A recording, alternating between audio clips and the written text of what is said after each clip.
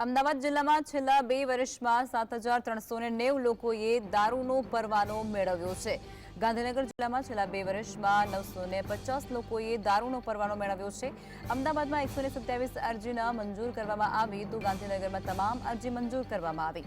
દારૂના પરવાનાથી રોગી કલ્યાણ સમિતિને અમદાવાદમાં છેલ્લા 2 વર્ષમાં 12.71 કરોડની આવક નોંધાઈ છે તો ગાંધીનગર જિલ્લાની અંદર 86.60 લાખની આવક થઈ છે, જેમાં કાંકરેજના ધારાસભ્ય અમૃતજી ઠાકોરના પ્રશ્નો મંત્રીએ જવાબ આપ્યો છે અને આ સમગ્ર જે મુદ્દા છે તેના પર તેમના દ્વારા આંકડાકીય જવાબ પણ પ્રસ્તુત કરવામાં આવ્યો છે।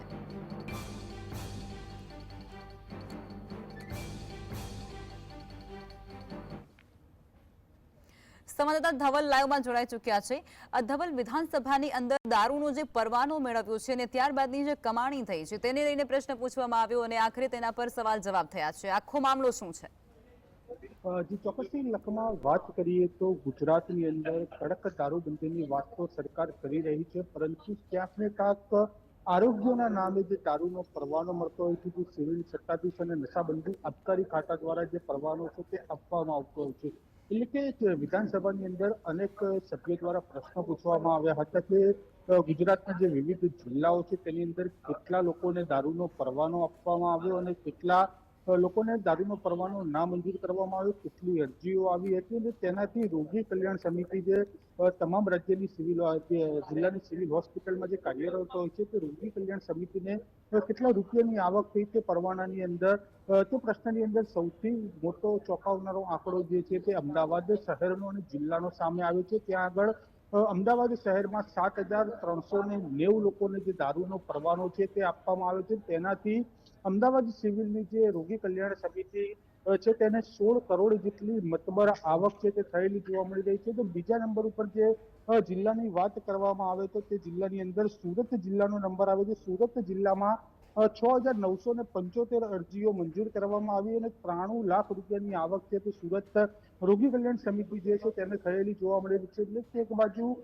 સરકાર દારૂબંધીની વાતો કરી રહી છે, પરંતુ જે પૈસાદાર લોકો છે, જે વગદાર લોકો છે તેના દ્વારા મેડિકલ રીઝનના કારણે એટલે કે તબીબી કારણ આપીને જે પ્રમાણે દારૂનો પરવાનો છે તે મેળવવામાં આવી રહ્યો છે અને તમામે તમામ જે અરજીઓ આવતી હોય છે તે અરજીઓના ધારાધોરણ મુજબ તેને મંજૂર પણ કરવામાં આવતી હોય છે।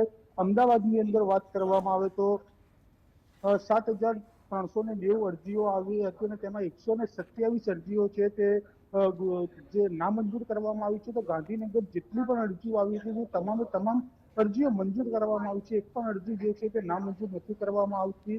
એટલે કે જે પ્રકારે સરકાર દારૂબંધીની વાતો કરી રહી છે, ગુજરાતની અંદર સરેરાશ જો આંકડો જોવામાં આવે તો આશરે 15,000 થી 17,000 લોકો જે દારૂ પીવાનો પરવાનો છે તે ધરાવી રહ્યા છે, મેડિકલ રીઝનના કારણે જે પરવાનો મળતો હોય છે તે પરવાનો ધરાવી રહ્યા છે। અને બીજી તરફ ગુજરાત સરકાર કડક દારૂબંધીની વાતો કરતી હોય છે, રાજ્યમાં કડક અમલવારી થશે દારૂબંધીની, પરંતુ ક્યાંક જે અમીર લોકો છે તે અમીર લોકોને જે પૈસા ચૂકવીને દારૂ મેળવવો પડતો હોય છે તે પણ તે લોકો મેળવવા માટે અત્યારે હાલ જે મેડિકલ પરવાનો છે તે લેતા જોવા મળી રહ્યા છે। તે તમામે તમામ જે માહિતી છે તે વિધાનસભા ગૃહની અંદર માનનીય આરોગ્ય મંત્રી ઋષિકેશ પટેલ દ્વારા આપવામાં આવી હતી અને તે સમગ્ર મુદ્દો અત્યારે હાલ ગૃહની અંદર ચર્ચાએ છે।